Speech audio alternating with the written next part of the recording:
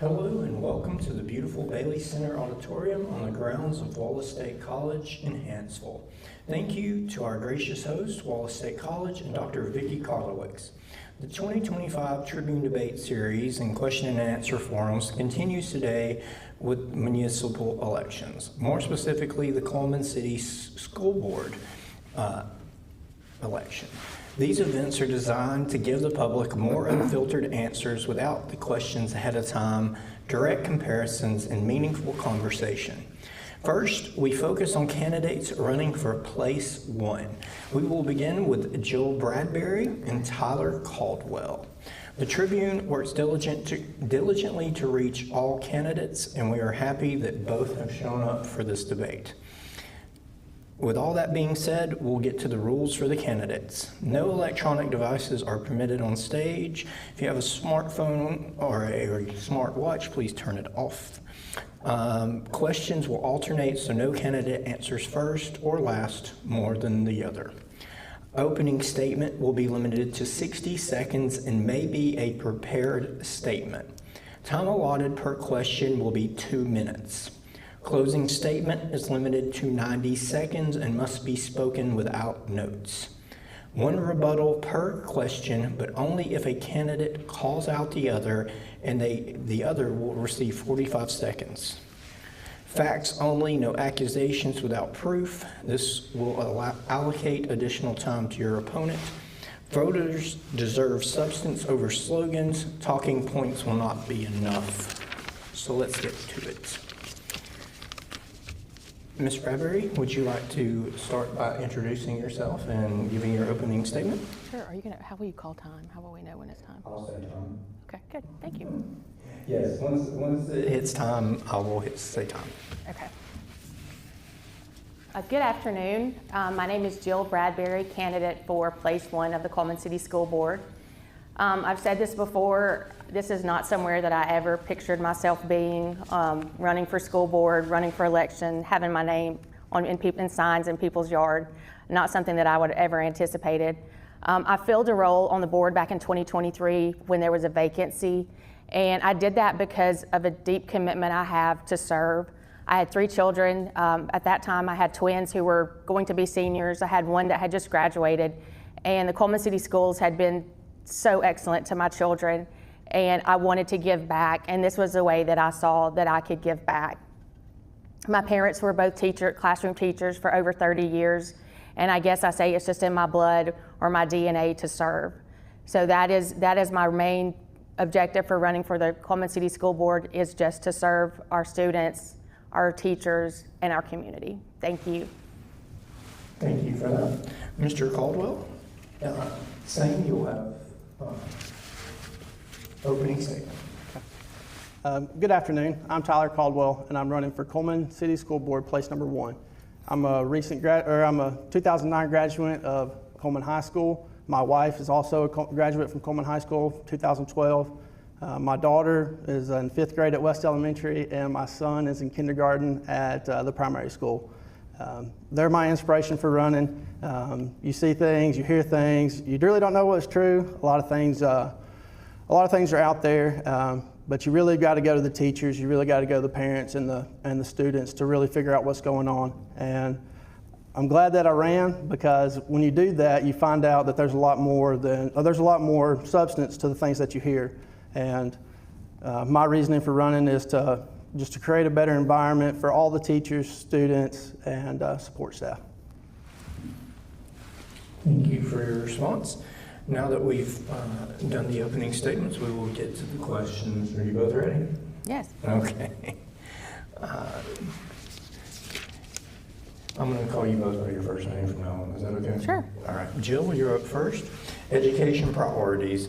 What do you see as the single biggest challenge facing Cullman City Schools right now, and how would you address it? The biggest challenge that I see facing the schools right now, if you want to base it off of what you hear or see in social media, it would probably be teacher morale. I know that it's been really difficult since COVID. We do have teachers retiring, we have teachers leaving. that's not uncommon. That happens in every school system. But I want to make sure that we have teachers who love their jobs and they want to stay in Cullman. I would propose, if I'm elected, to conduct a pay study to make sure that we are paying our teachers adequately and in line with other school districts. Frankly, I would rather pay them more. They deserve that. We are top ranked in so many areas, and we should also so be in that area. Another way to do that, I know we've done some climate and culture surveys, and those surveys haven't really shown so much to the board that there is a culture and climate problem.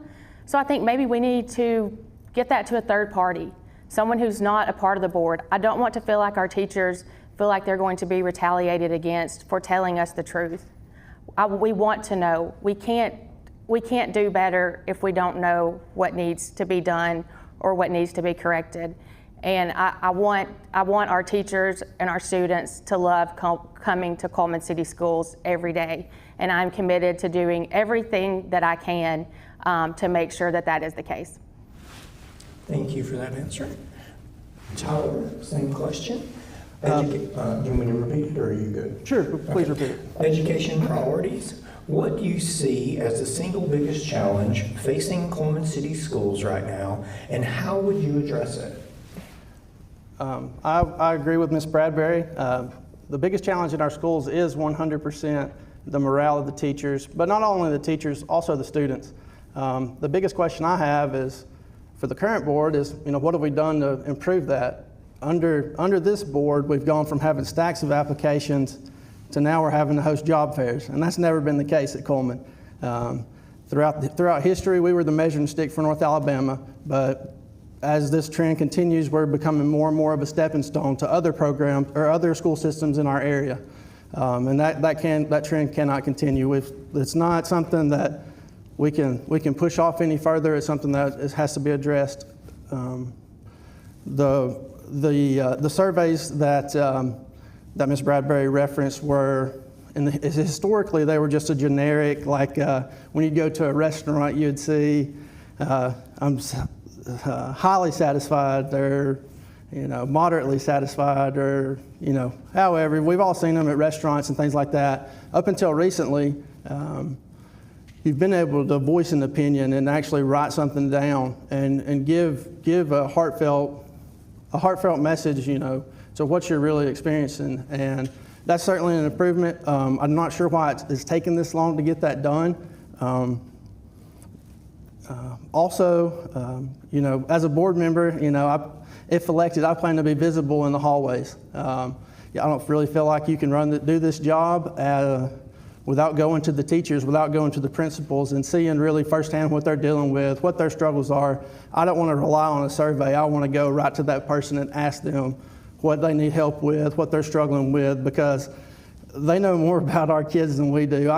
My daughter and my son, they come home from school, I'll ask them what they did, and they may say, oh, we took a test, and things like that. Or my son, he will never talk about that. He just says they played on the playground. So our teachers, they see what our kids are like in a different environment, than what we get to. They're different kids when they're at school or when they're at home. So the biggest thing is just, having boots on the ground and seeing what our kids are going through at the schools and getting an expert opinion from our teachers. Thank you. Tyler, we'll stay with you. Can I rebut to that? Since he did speak about the board, and you will have 45 seconds. Okay, thank you. To the comment about we used to have stacks of applications and now we're having to have a job fair. One of the reasons for a job fair was to save money for the school system. In the past, we would send people to career fairs, job fairs at different colleges, and we said, why are we doing this? Let's just bring this in-house. Let's host it at Cullman High School. Let people come to us. Let's don't spend that money that could go somewhere else. Let's have the people come to us. And I know based on what we had back in the spring, I think these were jobs that were hired based on at the end of May. I think we had 373 job applicants for those those openings. So while there is talk in the news about a teacher shortage, we do not have a lack of applications in Cullman City Schools. Thank you. Thank you. Tyler, we'll go to you for question 2. Starting out, it will be growth and facilities. Cullman schools are experiencing steady growth. How should the board plan for facilities needs over the next decade? So certainly growth studies. If you look at kindergarten and first grade, they're actually lower. They're actually our 2 smallest class sizes right now. So additional growth may not be necessary. As you can see, there's multiple projects going on right now. We've torn down buildings that had a lot of history, a lot of character, and we're just putting up rectangular buildings that are cinder block. I do appreciate the progress that's being made with the facilities. I don't anticipate that being an issue going forward, but I may have wanted to explore looking at renovating some of the ones that just have so much history that is gone now. So I don't envision that. As far as the STEM, the STEM building, I think that's a great thing. Me personally, my entire professional career has been based off STEM. I've been an electrician. I've crawled in crawl spaces all throughout our city. Been in attics. I've been anywhere in between. So dug ditches. So my history in Cullman, it involves in that. Certainly involves that. And then my profession today, I build embassies all throughout the world. And I'm a construction and services project manager, and I look forward to new construction if there is. I feel comfortable in that. It's something I do for a living, and for the last 12 years, there's not many buildings in Cullman that I haven't been a part of the construction. So if there is, I welcome it. I don't envision that being something that's necessary, but I do certainly welcome it. Recently, I passed my State of Alabama electrical contractors test, so even more experience or justification for me being able to assist in any construction projects. So for your response, Jill, same question. Growth and facilities. Cullman schools are experiencing steady growth. How should the board plan for facility needs over the next decade? Just as Mr. Caldwell said, there has been growth in the schools, but it's not as dramatic as you would think. We have approximately the same number of students as a system this year as we did last year. Some grade levels, there are more students than others, but looking at the past few years, they're very similar. I think the investments that the board has made over the last few years in the schools that we have going up now, I think that well positions us for the next 10 years. I know construction is a pain. Gosh, if you've ever remodeled a kitchen or a bathroom, you just can't wait for that stuff to be over. But gosh, when it's over, you're really glad that you did it. And I know the round building, that probably was historic. A lot of people went to the round building, had fond memories. I know all 3 of my kids went to the round building. But if you ever went in the round building, the walls didn't go all the way to the ceiling. The halls were tight. The exterior doors, anyone could walk up on the campus at any time. It just was not a safe environment for our students anymore. And while I hate dearly that we have to destroy any kind of building that's tied to any kind of memory that a child had at Cullman, middle school, high school, elementary, wherever it was, the job of the board is to do what is best for the teachers, best for the students, and that is to provide a safe learning environment. Thank you for your response. And we'll stay with you for this next question. It's on teacher retention. What strategies would you propose to recruit and keep quality teachers in Cullman classrooms? I think we already have some really good initiatives within the city schools. One thing that we have at our high school is educators in training. It's part of our career tech program. And these students come in and they have an instructor who essentially teaches them how to be a teacher. They make lesson plans. They have bulletin boards. I've had the pleasure to be invited to their class before. And they're spending their time learning to be teachers. So our goal is that those students come back and want to teach in the Cullman City School System. Another thing that we have within our system is for instructional aides, and I think even this applies to substitutes. We have a pathway for them to get an education degree if they would like to become a teacher. We partner with Reach University, and I think it's $2,500, and you can obtain a bachelor's degree to be a teacher. So I think that is the first and foremost. We want to build teachers from what we have. These instructional assistants can become teachers. And then in addition to that, we do have the job fair. We want people to come to our campuses. We want them to see our schools and put in an application to work for us. Thank you for your response. Tyler, same question on teacher retention. What strategies would you propose to recruit and keep quality teachers in Cullman classrooms? So first, as far as recruiting, naturally Cullman's going to recruit. It's a great place to live. We're very blessed to be in Cullman. There's no denying that. I don't see that changing. It's always been a great place to live. We're very fortunate to be where we are. The biggest thing for me is certainly retainage. And in order to do that, and the teachers that I've spoken to, so there's been several from every campus, it's really just, they feel like they're not being heard, I guess.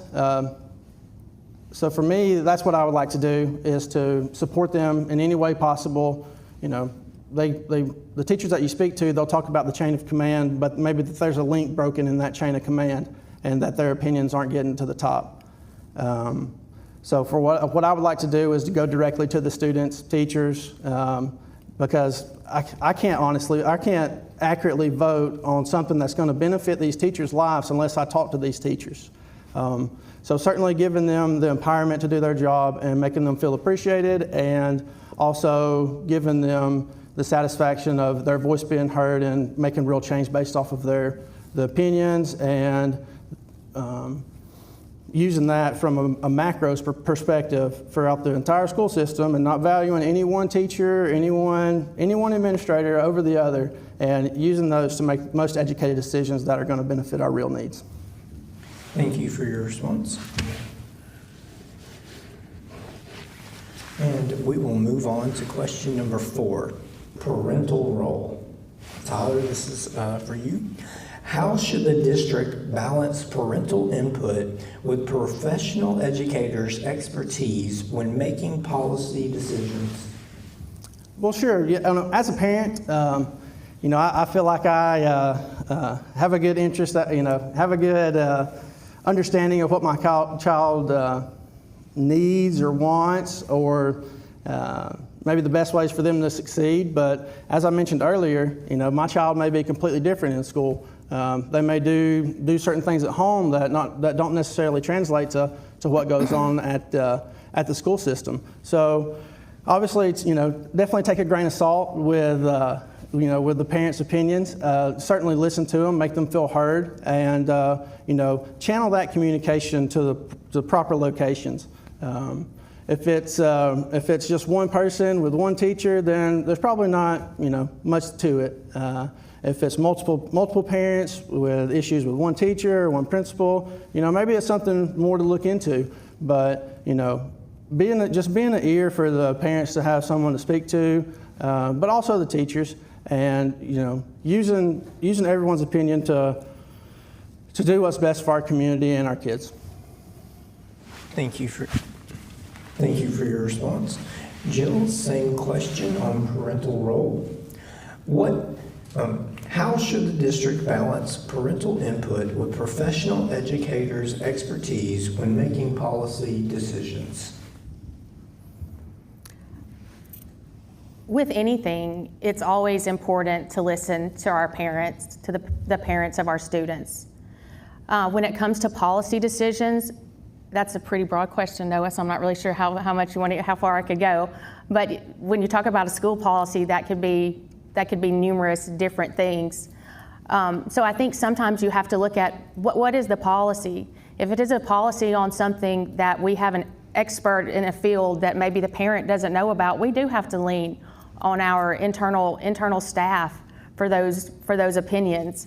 It does not mean that we don't listen to parents. We want parental input. We have open board meetings. Every board meeting is open to the public. Anyone can come and speak. So I welcome that input from the parents. I would love to have more parental involvement, honestly, in the decisions that we make as we shape policies like AI. I would love to have parental input. Thank you. Thank you for that answer. And we will stay with you, Jill, for career readiness. Do you support expanding career and technical education opportunities in Cullman City Schools? Why or why not? Easy answer, 100%. I had the privilege back in the spring of being able to go to a signing day. And I know when you hear of a signing day, you think of football, basketball, baseball, some kind of sport. But we have a career tech signing day at Cullman High School. And there are students that we partner with the Academy of Craft Training that's up around Hartsville, Decatur area. And students can go there, they can spend half a day, and they can learn building construction, commercial construction. They learn electrical construction, HVAC. Those are things that when they graduate, they can go directly into the workforce. And that day at the signing day, there were kids that were getting their certificates. And these certificates weren't coming from a college, they were coming from an employer. Someone was ready to welcome them to work. And this was based on their training that they had at the Academy of Craft Training. And that's just one small example. We have so many things that we're doing with this expansion of the career tech wing, where we're going to teach things like modern manufacturing, cybersecurity. We had a meeting also back in the spring, and we had people from various industries, Toyota, Mazda, there was someone from Boeing. We are seeking out guidance from these companies where our students are going to work, and say, what do you need? What do we need in this area for jobs, and how can we best train these students so that when they graduate, they are ready to go into these jobs? And some of these jobs, I mean, it's a very lucrative careers for students. So I'm very proud of what we've done with our career tech. Can we do more? Yes, we can always do more. But now I think we are setting our students on a very bright path. Thank you for your response. Tyler, same question, career readiness. Do you support expanding career and technical education opportunities in Cullman City Schools? Why or why not? Yes, I do. As stated, I've spent a professional career in things that stem from this, whether it's electrical, water treatment, construction, fiber, many different things. I'm not sure, if any of the board members, have that experience. So that's why I think that, having the diversity for me, we hear a lot of talk about STEM and we hear a lot of talk about career readiness. Well, throughout my professional career, that's all I've done. So I feel like, I guess I'm an expert maybe. I've got a diverse understanding of it through multiple different things. So I'm not sure if, we have that on the board currently, but I think it would be beneficial, just from my experience and just the knowledge that I have. I think that would be beneficial for a board member to have that when we're discussing STEM and career readiness. Thank you, sir, for that response. And Tyler, we'll stay with you for this next question, which is public accountability. What new steps would you take to ensure board decisions are more open and accessible to the public? Yeah, sure. So I recently attended a board meeting here earlier this week, and I mean, it's just so hard to find information. I wish that there was just one source that's just, it's just right there. Don't make it hard for parents to find. I think the board meeting was originally scheduled for 5, but then for some reason it got moved to 3:30. I'm not sure why. But it wasn't filmed or anything like that. Maybe film it and broadcast it live, just like we're doing now. It doesn't seem too complicated, but you guys know more about that than I do. So just things like that. Don't make parents or whoever it may be, grandparents, don't make that information so hard to find. Make it readily available. put that out there. Don't, it's you're obviously, if you want people to come, then I think you should make it as easy for that information to be out there. Thank you, sir, for your response. Jill, same question. Public accountability. What new steps would you take to ensure board decisions are more open and accessible to the public? Great question. And I've said it before, transparency, but I feel like we build trust through transparency. And I feel like since I came on the board in 2023, there is not a decision that has been made in the board that I would want for anyone to think was hidden, or we did not want someone to be aware of that. For example, I know Mr. Caldwell said he came to his first board meeting, I think it was this week, and we had a budget hearing at that meeting. That budget is on our website. Our budget is open. We had a budget meeting. I will tell you, there was only 2 people, I think, in the audience that didn't work for the school system that came to that budget hearing, and they're both candidates that are running for school board. In the past, I don't know that anyone has come to the budget meetings. We have parents come to the board meetings to get awards. Their children will honor all sorts of students, and we'll have a boardroom full of people. And then we say, okay, we're going to dismiss, and we're going to go to the business part of the meeting. And that back door opens, and everyone leaves. And I don't know what we do. You can't make a board meeting. It's kind of boring. It is what it is. It's hard to make a board meeting any more exciting than it is. But I feel like we are transparent with when we have the board meetings. Maybe live broadcasting it would be a good idea. I mean, I would be completely open to that. I want the public to feel like that they are invited to come to any board meeting that we have. Thank you for your response. And Jill, we'll stay with you on school climate. What measures should the district take to strengthen student character, respect, and responsibility in schools? Let's say that again. What measures should the district take to strengthen student character, respect, and responsibility in schools? Well, People may not like this answer, but I am transparent. I think a lot of that probably starts at home. But we do have a duty as teachers, as school board, as mentors to children, to teach them these things. Because let's be honest, some children don't have that at home. We don't know when our kids walk through our doors, we don't know what they went through the night before. We don't know what they're living in.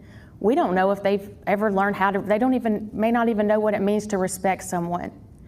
And so that is our duty as teachers, educators, administrators to do that. I know we do have programs within the school, and I can't think of the name of it right now. I want to think Liberty Learning is one program that we have that teaches children, about character development, having good character, having respect. But like I said, I think a lot of that starts at home, and it's really difficult to make the school solely responsible for those things. I want us to do all that we can, though, to do that, and I feel like we have those programs in place, and I would certainly be open to discussing those, and if we need to expand those programs, that would certainly be something that I would always be open to.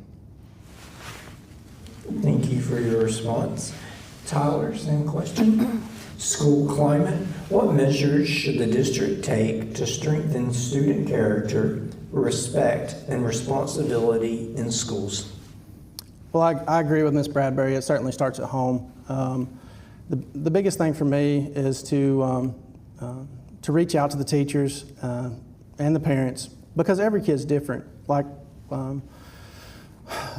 was mentioned, every kid is different, so it's really more of an individual approach that you can't just paint a broad brush over.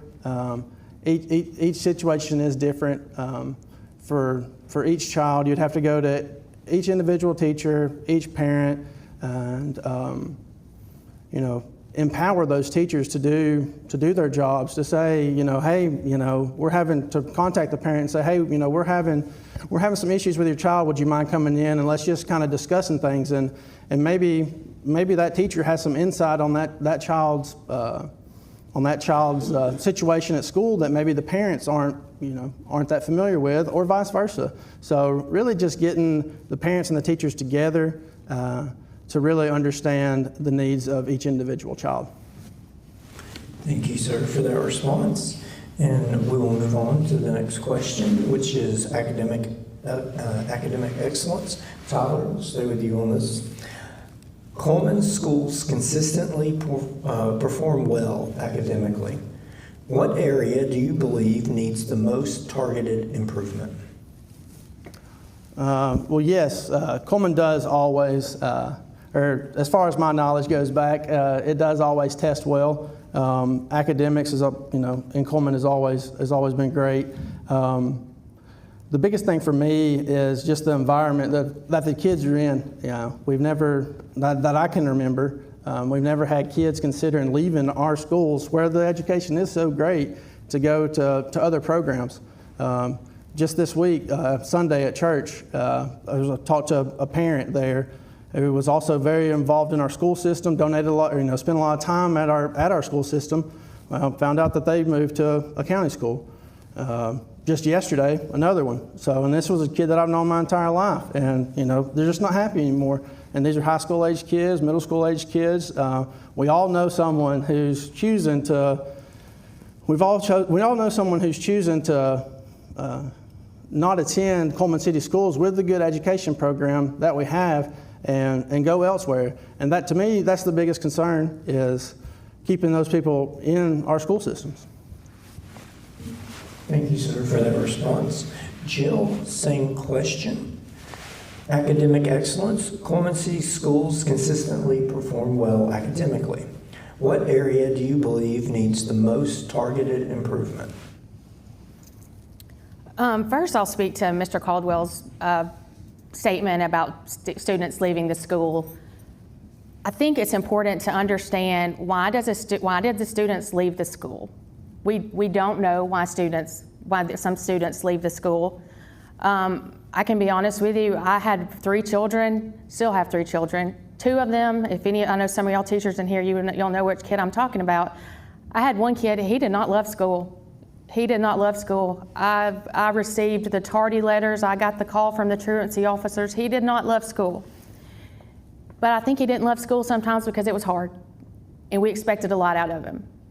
And there was the rigor, the curriculum, it was hard. He didn't want to do a hard thing. He said, Mom, I can just do that online school. That's what I need to do. I need to do that online school. But that was not going to prepare him for the workforce. That was not going to prepare him to go to college. So I think we need to look. I'm definitely not dismissing that we have students leaving our school, and I want to know the reasons that they're leaving our school. But I do know there's some situations where kids, they want to do something that's easier. They don't want to take the higher level courses. They don't want to be in an AP course. They don't want to do a dual enrollment. They want to do that. They want to take the easy path. And I think that is something that we need to think about. It's not that students are leaving because they hate Cullman or because it's the best. It's just it's not a great environment. I think some kids leave because Cullman, it is so hard, and our curriculum is hard. We have great teachers. We have great teachers that are strict on our students. They have high expectations, and that's what they're going to encounter in the workforce, and that's what we are preparing our students for. Thank you for that response. Jill, will stay with you on this question, and it is decision making.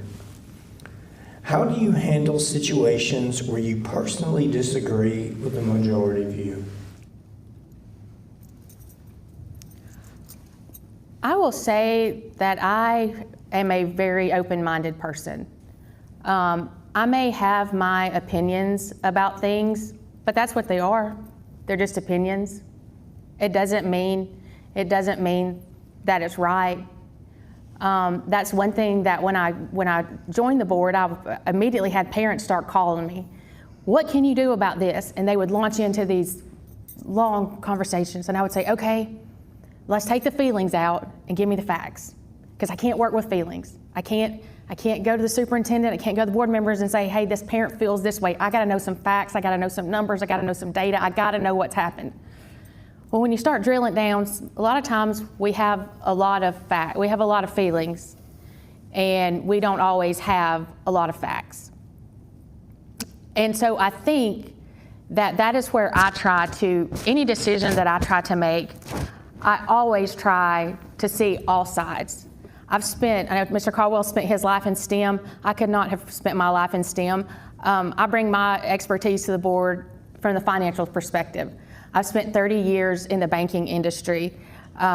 Started in banking when I was 18, done that for 30 years. I've served in community banks, commercial banks, even worked for the government as a bank examiner. I've worked with a lot of different people, a lot of different ideas, a lot of different thoughts, and I think that is one thing about me. I'm open-minded, and I will listen to all sides. Thank you for that response. And Tyler, same question on decision making. How do you handle situations where you personally disagree with a majority view? Well, I like to consider myself a student. It doesn't matter who you speak to, who you talk to. Even, if it's a small child, you can learn something from everyone you encounter. So I'm not always right. When I'm in the minority, I go to the people that are in the majority and ask them, why do you think this way? Or I see it's the biggest thing is just communication.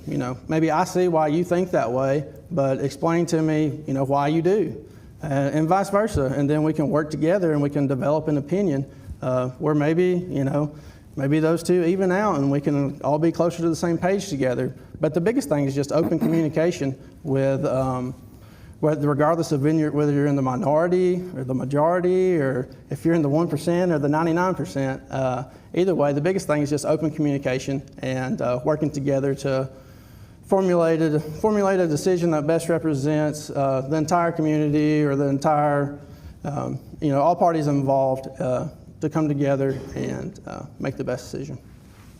Thank you, sir, for your response. And Tyler, we'll stay on you for the final question. This is on higher education partnerships. We're excited you're to the last question. Oh, okay. I was like, did I skip something? Okay. So higher education partnerships. Should the district pursue more partnerships with Wallace State or other higher education institutions? If so, in what ways? Well, even since back when I was in school, when we've had the dual enrollment programs, and that's always been great. I feel like for the students who choose to participate through Wallace, you can take college courses while you're in school at Cullman. Something that I would like to see maybe is partnering with more local businesses for high school students who are legally of age to work, and have that so that they can go and earn an income during summer. For some students it's tough. This would create opportunities for them to buy their school clothes or school, anything that they need for school. Kind of work during the summer to kind of build up some money. But definitely, just partnering with different businesses throughout our community and using that to help grow their experience, and could potentially, I believe it's around 20% of our students don't go to college, so they enter directly into the workforce. So through partnering with local businesses to create summer intern type jobs, maybe that could grow into something else. And for the kids that aren't necessarily thinking about college, they all have their own different paths, and at 15, 16, they really don't know what they're going to do, but they may have an idea. And for the kids that don't have that desire to go to college and just want to go directly into the workforce, I think that'd be very beneficial. Thank you. Thank you for your response. Jill, last question. So, higher education partnerships. Should the district pursue more partnerships with Wallace State or other higher education institutions? If so, in what ways? Thanks for that question, but before I answer that, I want to speak to a point that Mr. Caldwell made about the students finding jobs. One thing that we have at Cullman High School that it's been, I think, about 3 years, maybe this position, we have a college and career coach at the high school. Don't know if you're aware of that. If you're in an elementary or middle school, you're probably not, but at the high school, we have a phenomenal person who is a college and career coach. And there is even a job board that she operates. So local businesses, if it's someone who needs someone to do yard maintenance after school, or if it's McDonald's hiring for weekend jobs, we have a job board that local businesses can reach out, and we can develop that partnership with them and put these students, you know, in line for a job. We're also having a college and career fair, I believe, next Monday night at the high school. And at that, there's going to be, the military will be there, local colleges will be there, but there also will be local businesses. So I want the people to know that we are providing those opportunities for our students. Now, to go to your other question about the higher learning opportunities, we do have several paths for students. Like Mr. Caldwell said, dual enrollment. That had traditionally been through AP courses at Cullman. If you took an AP class, you could also dual enroll for that. Last year, we did open up dual enrollment without having to have an AP course. And I think some of those classes were free because Wallace, there was some type of grant.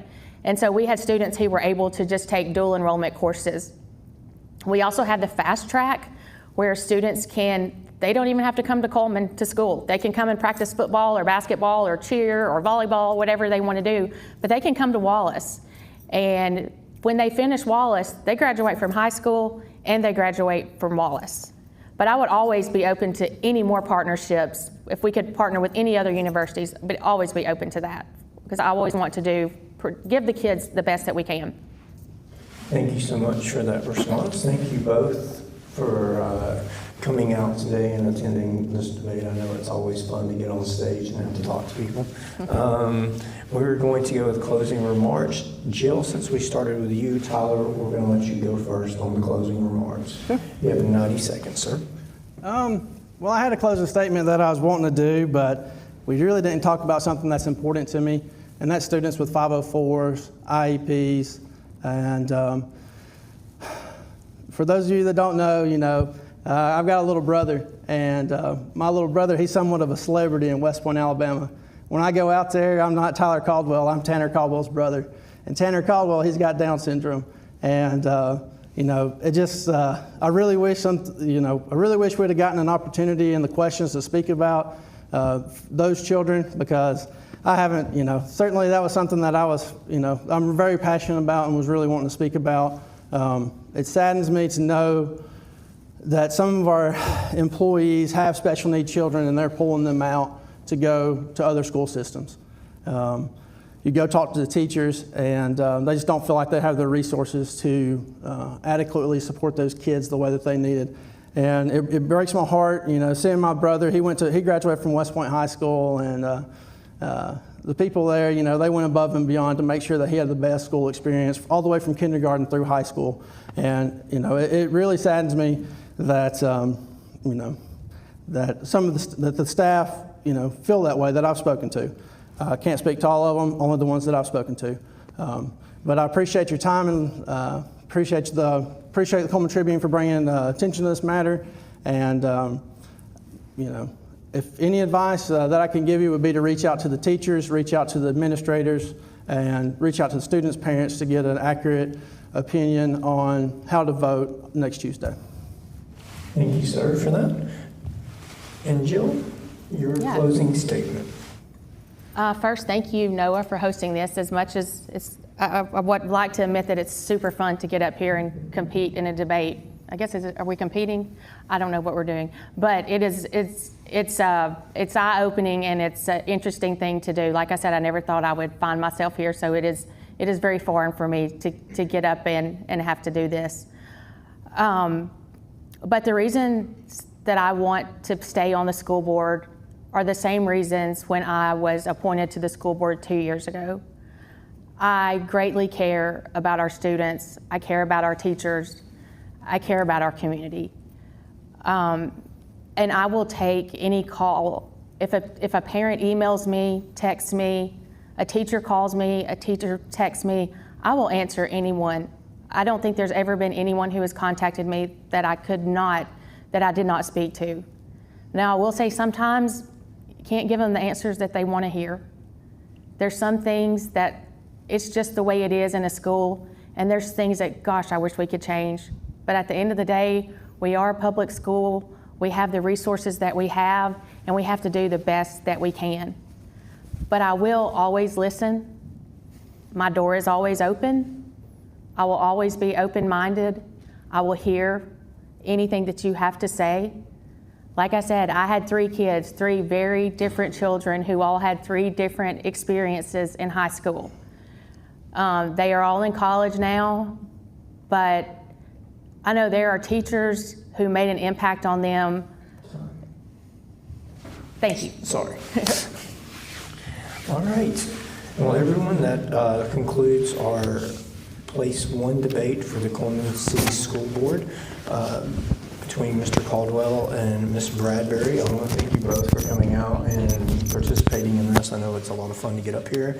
I want to thank everybody who came out in the crowd, and we will continue next with Place 3 in just a few minutes. Thank you all. That was super fun. Yeah.